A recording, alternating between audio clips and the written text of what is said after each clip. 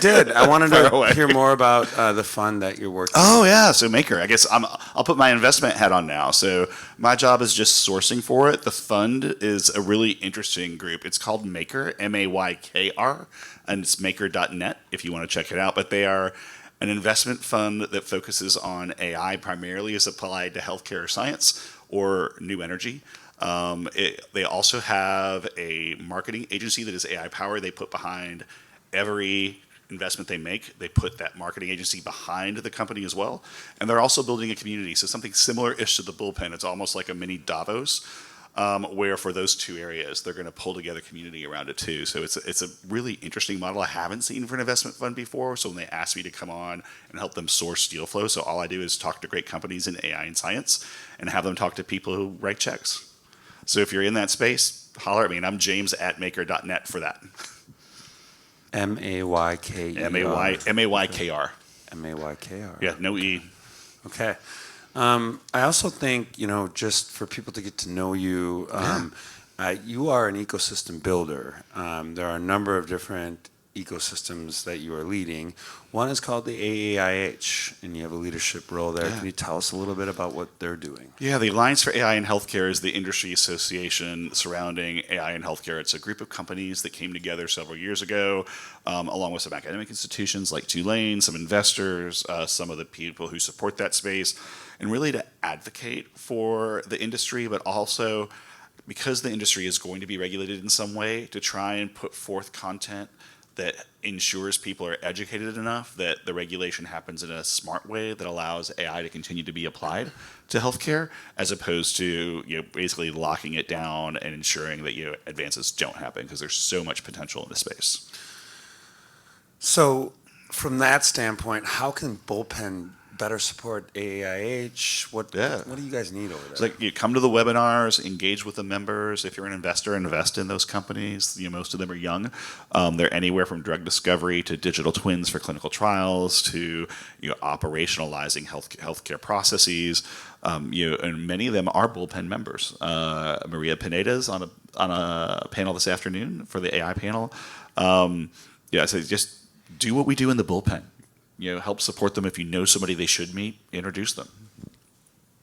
I think that's great advice. And I'm thinking about a few other teams that you're supporting, but just looking back at your career at Tulane, talk to me about that move and what it's meant to you. Well, Tulane's my alma mater. I went to law school there in the 90s, and I went there. It's one of the places.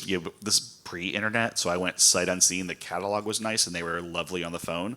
I thought I was going to go to school in California. I visited everywhere up and down the coast. I actually had a full ride at Oregon, but did not love Eugene. So I'm sorry if you guys are from Eugene. It was not my favorite. I was like, I'm young. I can't see living here. Now I could. I'd be really happy probably. But so went to Tulane sight unseen, borrowing all the money in the world, which I'm almost paid off now, but it's at 0.9% interest for my reconsolidation, so that's the last thing I pay. But I'm finally below $5,000 on my 120, so that makes me really happy. But it was a tremendous experience. New Orleans, if you haven't been, it is a city with a soul.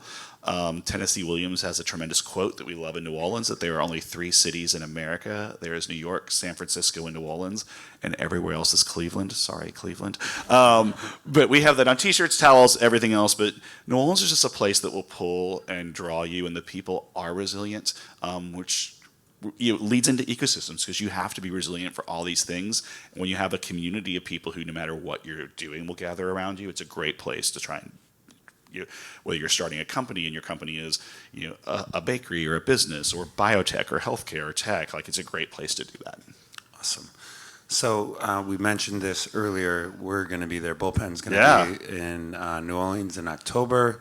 Why would you partner with Tulane University, and what do they bring to the rest of the ecosystem? We are in the group of the largest research universities in North America, but we're on the smaller side of that. So we're a little hungrier, and we can pivot a little more because we're private and smaller and want to work with companies. We have an incredible patient population in New Orleans. It is a majority minority city. So when you need to do a clinical trial, we're a great place to do that. We have one of the only 7 national primate research centers in the country, with the only one with a BSL-3 on site. So if you're in infectious disease, odds are you're going to work with Tulane at some point. And just it's good people, like the team that we have around this in New Orleans. Kimberly Graham at our Innovation Institute, Chris Khalil at our Bioinnovation Center, Jay Rappaport and Leslie Tate at our Primate Center. They all care, and they all have an end goal of patients and helping people in mind. And that's, I think, you get with a university that started as a med school in 1834 to combat yellow fever. So it was literally started by 5 doctors. And most universities don't grow up that way. So at our core is helping people as our mission. And our motto is Non Sibi Sed Sui, which is not for oneself, but for one's own. And that applies to working with companies as well. Like, we're here to help you get things out to help people. That was awesome.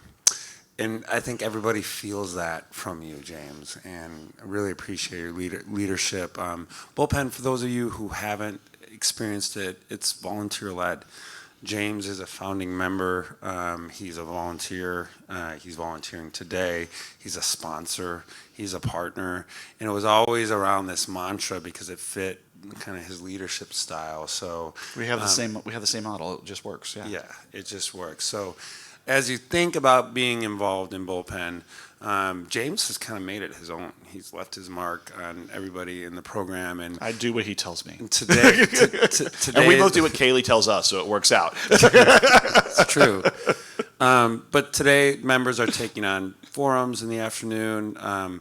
We give them the opportunity to lift up their missions as long as it's good for the rest of us. And I think that's a unique model.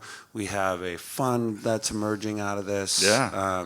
And it's because of leaders like you. So let's give James a round of applause for doing Thanks. the interviews today. And thanks for everything. I'm going to give you a hug, too. Aw.